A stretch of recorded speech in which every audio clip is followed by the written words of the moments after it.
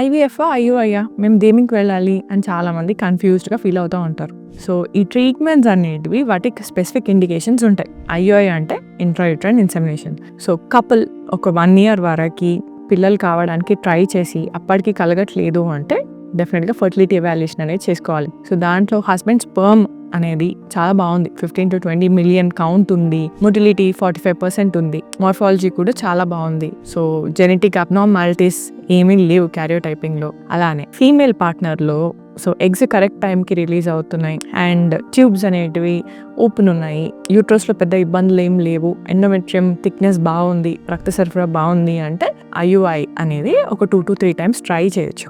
So ఇవన్నీ treatments కంటే ఎక్కువ ప్రొసీజర్ అనడం చాలా బెటర్. సో ఐయుఐ ప్రొసీజర్లో pregnancy success chances is always cumulative అనమాట. అంటే ఈ మంత్ మన సక్సెస్ రేట్స్ ఒక 100 members ఐయుఐ చేసామనుకోండి, ఒక 10 to 12 members ఫస్ట్ సైకిల్లో కన్సీవ్ అవుతారు. సో మిగిలిన వాళ్ళందరికీ ఇమీడియట్ మంత్లో మళ్ళీ మనం ఐయుఐ చేస్తే ఇంకొక 10 మంది కన్సీవ్ కావచ్చు.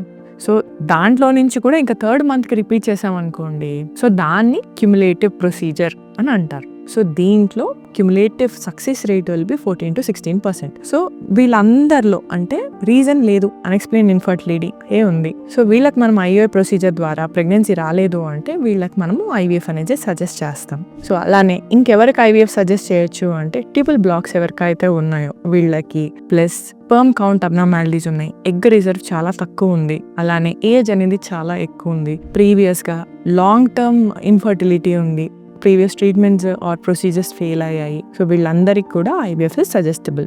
సో ఏదైనా మీ ఫర్టిలిటీ డాక్టర్ విల్ డిసైడ్.